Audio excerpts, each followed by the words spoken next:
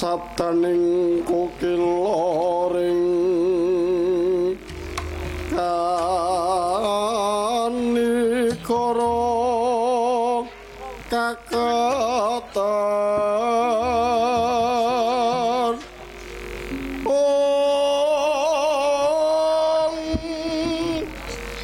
kini tungane engkong lir wuwut sing bene panca lawan apa to ing ayam mrak mangu bremara ngrapaso kusumaring wara paswara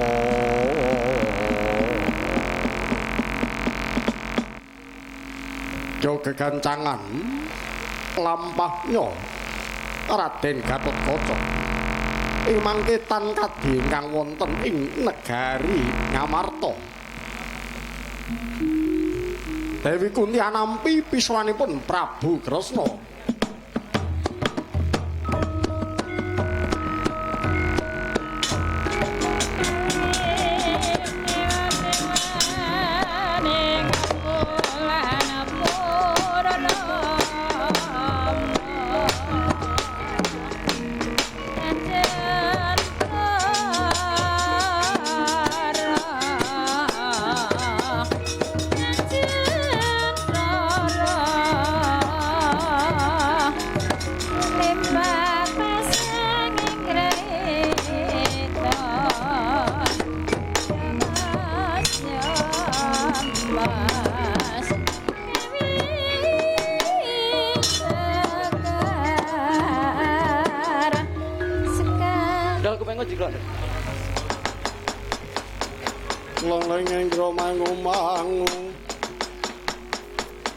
Mangung kong kanduhan remang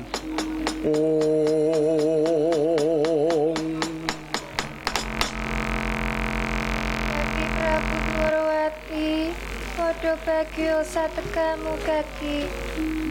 Nggih, Kaki. Awit pangestunipun Daden Bijiraharja pisowan kula mriki boten langkung. Kula ngaturaken pangabekti mugi kuduk. Iya kaki, banget panarimaku ora liwat prayogano kaki. Inggih Kanjeng Bibi, ngestokaken dawuh.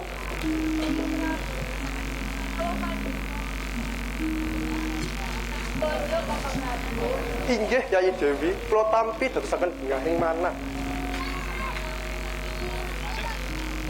Yo, tak topo. Kaki Prabu, ana wigati apa dene Kaki Prabu?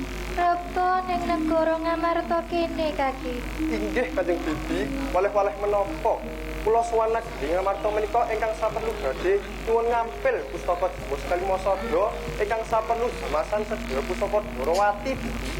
Apa ora prayoga ngenteni udare kadang Putra Dewa kaki. Boten Bibi, boten Candra.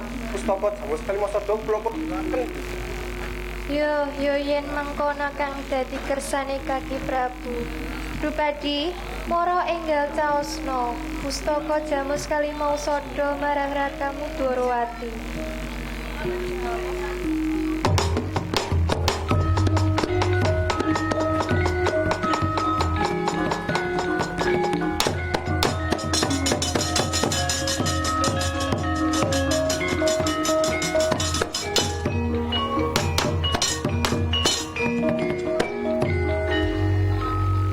Kanjeng Bibi, kaparenga kula nyuwun pamit. Nyuwun pangestunipun mugi kalis ing Sambekala. Iya kaki, Raharja kalis Sambekala kaki. Wana raga mangsa kang kasinget madya yen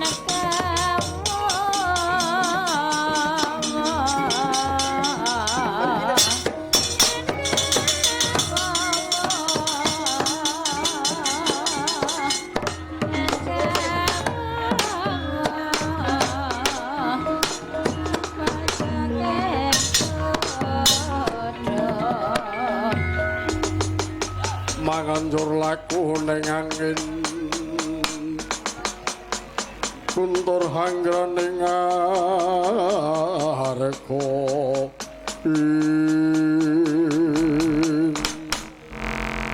Kaki Prabu, apa ana lekerito kaki?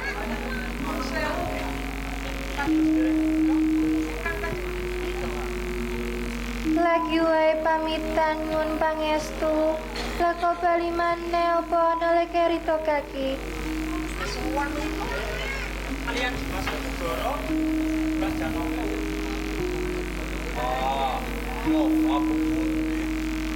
Jagat Dewa Bathara kaki. Entas wae kaki Prabu Kresna. Nuwun ngampil pustaka Jamus Kalimausada. Lako kaki matur nek nembe sowan. Banjur kae mau sapa kaki? Cacat risang kapirangu rinangkul rinumpit kempit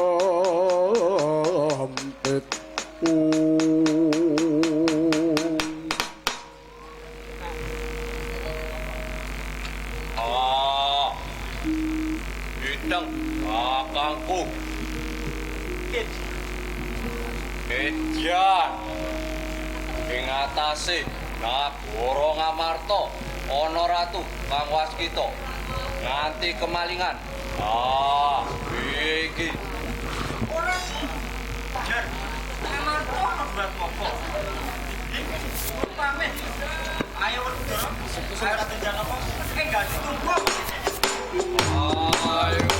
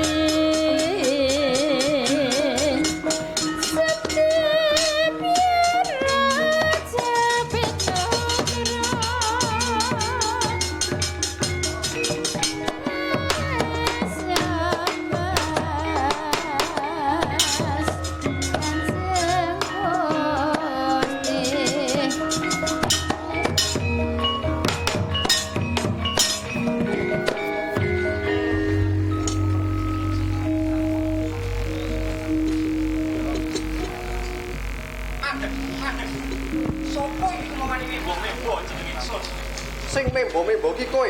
Iki ingsun Narendra Dwarawati Prabu Kresna sing tenen. Kowe lah dalah. Saya ngladrak. Ayo, enggak balekno pustaka Jamus Kalimasada. Kok lemu gampang. Kowe kena jaluk pustaka yang iso ngasorke jejitku. Pertama Jata Cakra lebur tanpa dadi.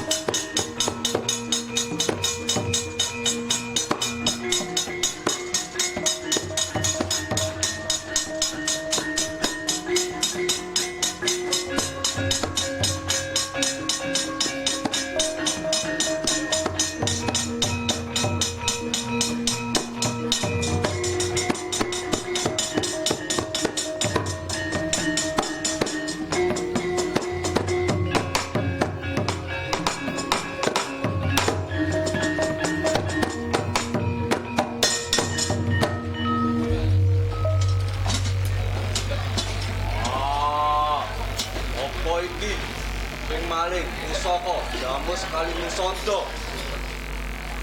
Ora tedeng aling-aling. Yo, aku sing desta pusaka Jamus Kalimusada. Apa jenengmu? Aku Pandhita Adina. Dene jejuritku Begawan Kulunggeni. Wah, tampan